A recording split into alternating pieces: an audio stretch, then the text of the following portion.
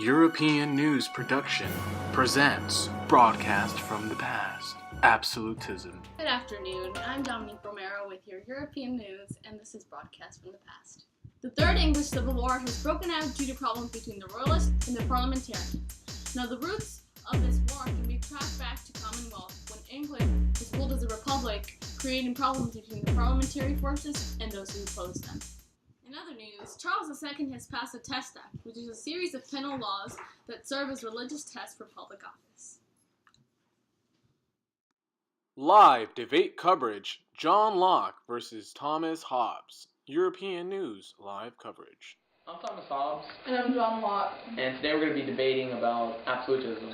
I believe it's more liable placing the power of the government in the hands of the king than in the hands of others. Well, I believe absolutist rulers hinder the rights of the people. All individuals are naturally equal. They're free to do what they need to do equally to survive. But the rights, life, liberty, and property are all controlled by the absolute rulers, which kind of restricts them from surviving. But if there's no laws or anyone to enforce them, the only way to impose peace is to have supreme power. No! Joining us for a live interview from England, James I and Charles I. Hi guys, we're here with James I and Charles I of England. Okay, let's get started. What are your views on absolute divine rights? I thoroughly support absolute divine rights, and that is why I brought them forth in England, and I believe absolute authority should be held over religious and political matters. How about you, Charles? What are your views on absolute divine rights? Like my father, I support divine rights, and I think the idea is superior to other ideas. Okay, so James, what has been going on repealing the English Parliament? So I was trying to do what was right and put money into the war, and at the time we had no money, so I needed to impose taxes, and Parliament denied those taxes, so I decided to dissolve them. Parliament wasn't supportive of my decisions either. I tried to carry out my father's will. I ruled without him for 11 years. So why was it only 11 years? See, what had happened was my country was in debt, and I liked nice things, and we didn't have money. So if someone else would help me, I'd have to bring those rights back. Well, don't you think it's a little inconsiderate of you? No. All right. Well, that's all we have for you today. Thank you for coming.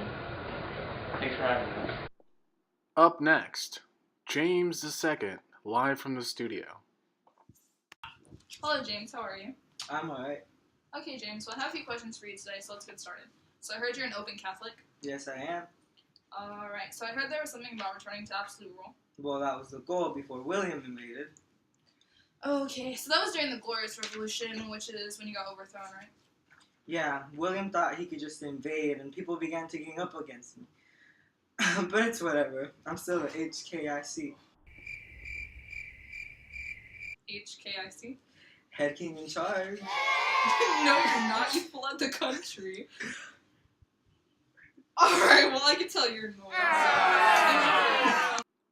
Up next, William and Mary, after a quick commercial break. This episode of Broadcast from the Past has been brought to you by Pepsi. Yay! And now, back to William and Mary. Well, hello there, William and Mary. How are you guys? Good. Good. Alright, good to have you. Thank you for having us. Here. Okay, so I have a few questions for you guys. So first off, where did you reign before you reigned here in England? Well, I ruled in Ireland before I ruled in England, of course. Okay, so tell us about the Bill of Rights. Well, the Bill of Rights was a restatement of the statutory form of the Declaration of Right that invited us to join sovereigns of England. And it limits the power of the crown, and it sets out the rights for Parliament. Well, it's great to hear that there won't be as many problems between the king and the Parliament. Yes, we're hoping it leads to better things. Anyways, so I understand that your father was Catholic and you were Protestant. Yeah, I was. I just didn't agree with my father's ideas, and neither did my sister. Okay. Well, that's all I have for you guys today, so thank you for coming. Thank Thank you you. for having us. Hello, and thank you for tuning in to Broadcast from the Past with your host, Jesus Casala, and your co-host. You bet her. So let's get started with another segment of Let's Talk Louis. Alright, so let's start with Louis XIII. When Louis first began his rule, he had Cardinal Richelieu assist him. Any thoughts? Well, aren't you a monarch? Why do you need help? True, true. Okay, let's get to the major subject here, Louis XIV. So first of all, Louis rules by the saying, one king, one law, one faith. To establish one faith, he revoked the Edict of Nantes and imposed the Edict of Fontainebleau. Well, why did he have to do all that? He's supposed to be like a monarchy. Like, he's supposed to have all power. He shouldn't have to do all that stuff to keep his power. Good points, good points. In doing this, he made many Huguenots flee to England for freedom of religion. Would you flee? No. No? You'd stay? Fight for your rights? Yeah. Okay. And after creating one religion in France, he combined the king and the state. I say that's good leadership. What do you think? Well, combining king and state and whatever. If you say so, I mean... It's whatever. Freedom of speech. In doing this, he tried to make France more powerful, and in doing this, he succeeded. Indeed. I left this country in debt. Good point, good point.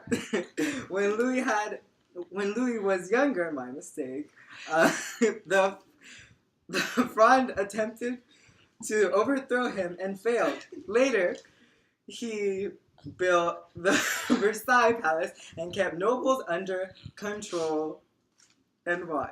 I wonder why. Shoot. Throw me over. I'll kill you. Thank you. This has been Let's Talk Louis. Now introducing a case story with more news on English Parliament. Thank you, Jesus. Okay, so further news on the Parliament. The development of the modern-day British political system begins. The Whigs, supporters of the aristocracy, whereas the Tories were supporters of the royal family. But, however, both political parties represent rich and powerful. Charles I, upon his accession to the throne, formally created a cabinet council, replacing the old with a new one. Competition continues to grow in Germany between the Habsburgs and the Hohenzollerns. Now, the Habsburgs were mostly interested in Bohemia, Austria, Hungary, and the Balkans, while the Hohenzollerns were mostly interested in East Prussia, Polish-West Prussia, and Alsace-Lorraine. Emperor Charles VI has issued the Pragmatic Sanction, where the Habsburgs are never to be divided and passed on to the only heir, Maria Theresa. Peter the Great has implemented sweeping reforms aimed at modernizing Russia. Since he was greatly influenced by his advisors from Eastern Europe, he has reorganized the Russian army along modern lines. Under the reign of Catherine the Great, Russia is revitalized and stronger than ever. She has been able to expand Russia rapidly by conquest and diplomacy, and like Peter the Great, Catherine was also influenced by Western Europe.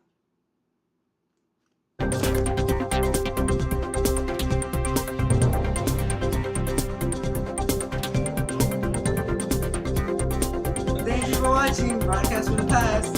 Thank you! Bye!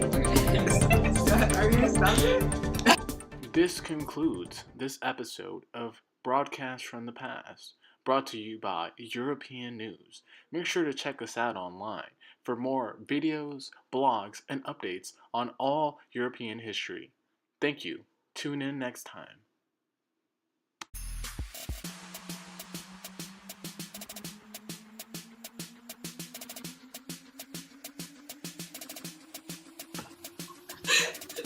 Wait. Okay, ready?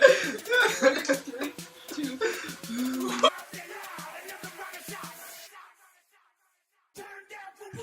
Hello and what?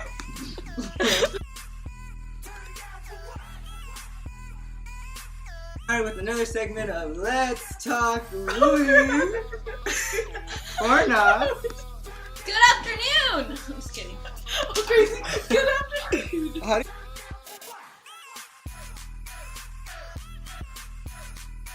Good afternoon. I'm Dominique Romero.